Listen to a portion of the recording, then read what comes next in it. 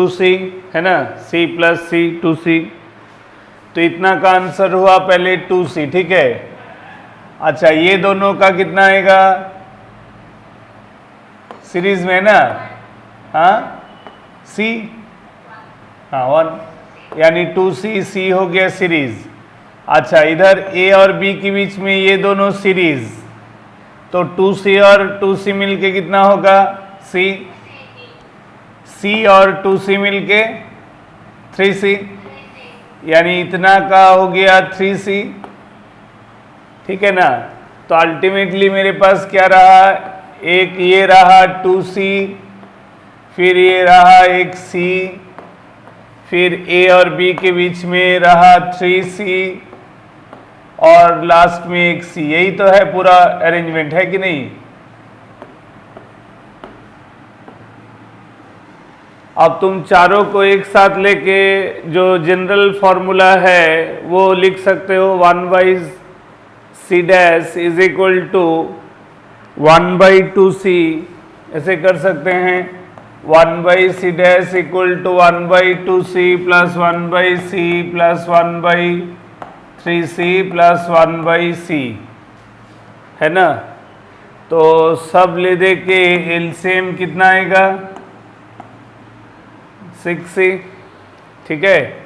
तो ये हो गया मेरा 3 प्लस 6 प्लस 2 प्लस 6, तो ऊपर हो गया 12 प्लस 5, है ना, 12 प्लस 5 17, तो उलट देने से C डैश हो गया 6C/17, तो ये तो 1 से ज़्यादा नहीं है। समझ में आया कैसे करके एक बड़ा सा सर्किट को कैसे कैसे पार्ट करके तोड़ना है ना। कोशिश करेंगे हर दो जंक्शन के बीच में जहाँ भी एक से ज़्यादा कैपेसिटर होगा उसको रिड्यूस करके एक सिंगल कैपेसिटर बनाएंगे ताकि हमको पूरा सर्किट को आसानी से समझ में आए।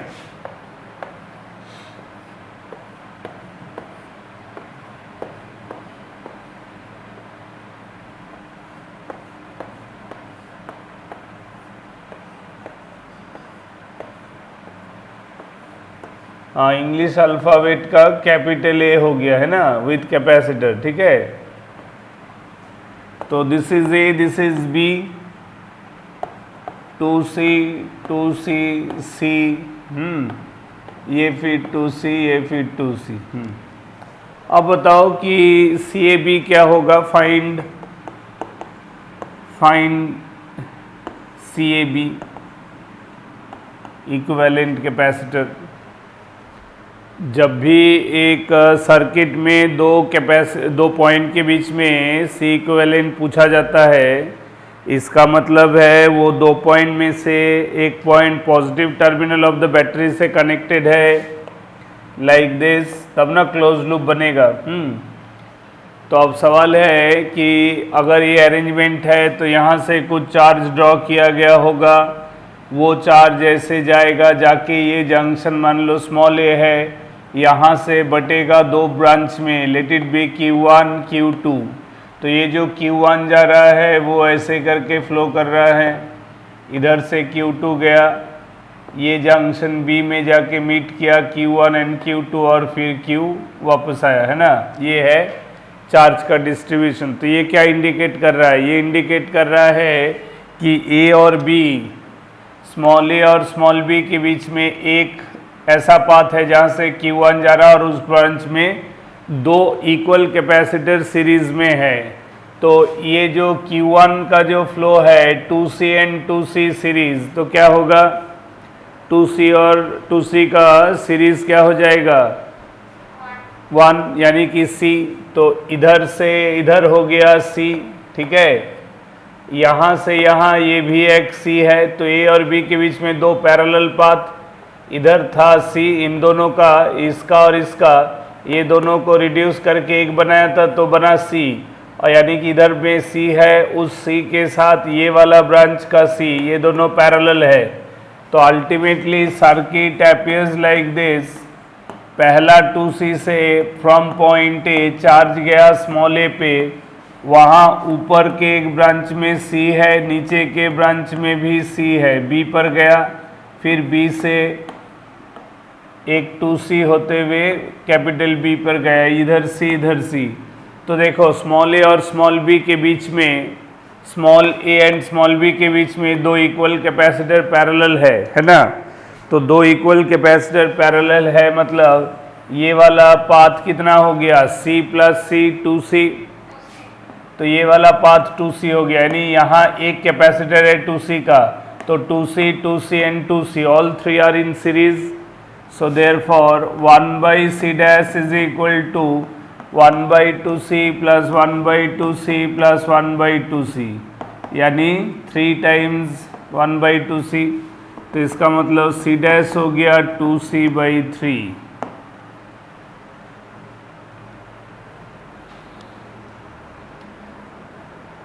पैटर्न समझ रहे हो? जब भी दो पॉइंट के बीच में एक से अधिक कैपेसिटर रहता है, पहले उसको रिड्यूस कर लो।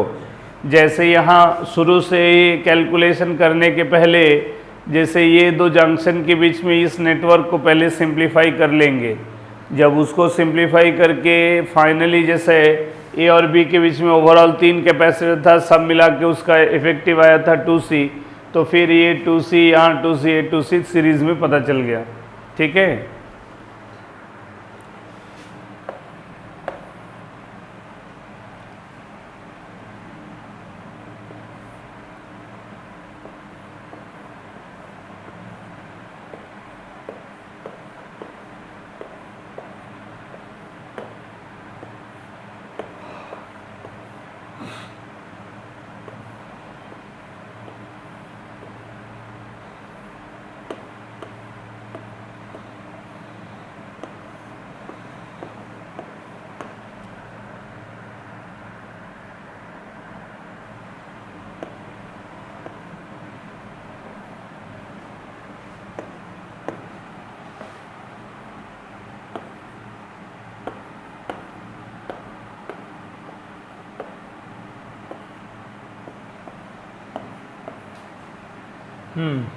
ये एक नेटवर्क है, बीच में ए से बी का डायगोनल वाला पाथ में एक स्विच है।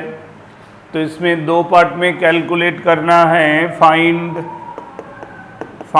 CAB। पहला, when switch is open,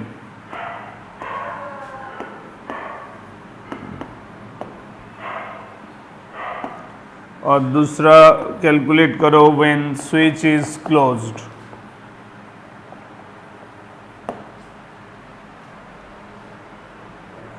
switch open मतलब उस ब्रांच में फ्लो ऑफ चार्ज नहीं होगा, गॉट माई पॉइंट। और स्विच क्लोज्ड का मतलब है कि ये जो खुला पाथ दिख रहा है इसको जोड़ देने का मतलब है क्लोज्ड हो गया। तब A से B ये डायगोनल पाथ काउंट होगा। ठीक है, तो इसको ऐसे लिख देंगे,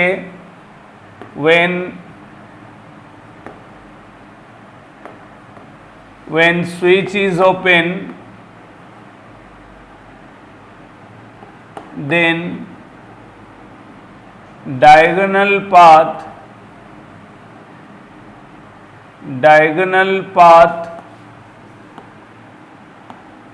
is not to be considered, as it shows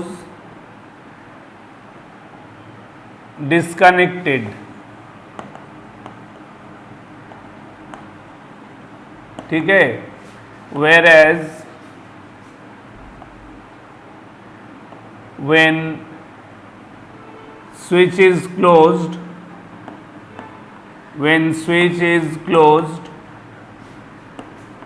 then diagonal is a connected path,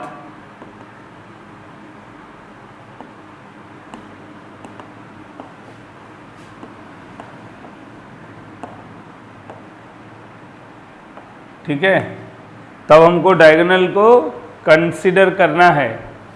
तो यानी कि पहला केस में एस इज ओपन यानी स्विच इज ओपन, तब हमारे पास दो कनेक्टेड पाथ है, एक है ये वाला पाथ और दूसरा है ये वाला पाथ।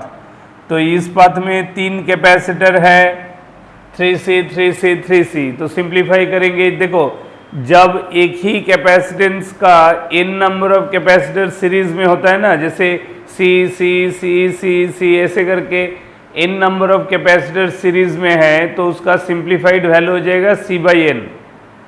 ठीक है, समझ में आ रहा है कि नहीं? तो यहाँ 3 कैपेसिटर है एक ही वैल्यू का 3C 3C 3C, तब 3 कैपेसिटर है सभी 3C ईच, तो वो हो जाएगा 3C/3। तो यानी कि 3C/3 यानी कि ये C। उसी तरह नीचे वाला ब्रांच में दो 2C कैपेसिटर है, तो 2C/2 दैट इज C। तो ये हो गया हमारा नेटवर्क C, और इधर C, ये था हमारा कैपिटल A, ये कैपिटल B, तो दोनों पैरेलल है, तो C + C यानी 2C। तो CAB हो गया, CAB हो गया यहाँ 2C। ठीक है, उसी तरह जब हम ये क्लोज करेंगे तो ये तो सिंप्लीफाइड जो है वो तो रहेगा, बीच में एक और पाथ कनेक्टेड हो जाएगा C का, तब A और B के बीच में C + C + C 3 parallel path हो जाएगा, है कि नहीं? तब वो हो जाएगा C + C + C यानी 3C। क्लियर हुआ?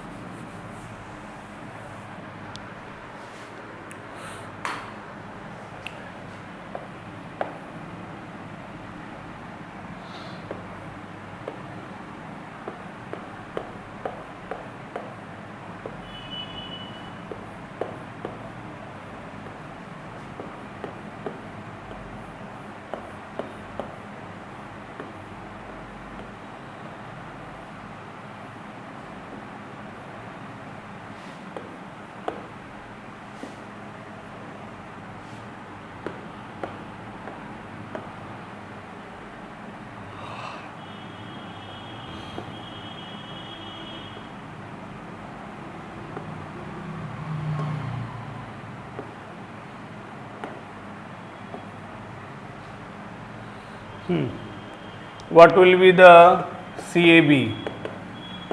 Find CAB. देखो सिंप्लीफाई कर लेते हैं, 2C और C पैरेलल है, कितना होगा? बोलो बोलो 3C। अच्छा 3C और C कैसे है? सीरीज में, तो ये 3C और C मिला के कितना होगा? बोलो। गड़बड़ कर दी। मैं बार बार कह रहा हूं ना कि जब दो कैपेसिटर सीरीज में है C1 C2, जब दो नंबर सिर्फ दो कैपेसिटर का सीरीज है, तो सबसे सिंपल कैलकुलेशन है दोनों को प्रोडक्ट करो और डिवाइडेड बाय दोनों को जोड़ दो। तो यहाँ C और 3C है, तो 3C × C divided by 3C + C, तो क्या हो गया 3C² 4C। तो ये कितना हुआ 3C/4। तुम लोग रेसिप्रोकेट नहीं कर रही हो, उसीलिए गड़बड़ हो जा रहा है। तो नीचे वाला हो गया 3C/4, हुआ कि नहीं? समझ में आया कि नहीं? हाँ 3C/4, और ऊपर कितना है 2C और C सीरीज में, 2C सीरीज में कितना है?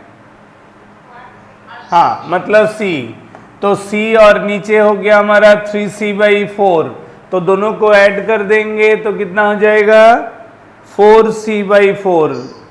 4C/4 कोई बोला नहीं, सॉरी 7C/4। हाँ 7C/4 बोली ना, सही है, जो 7C/4 जिसका आया सही है।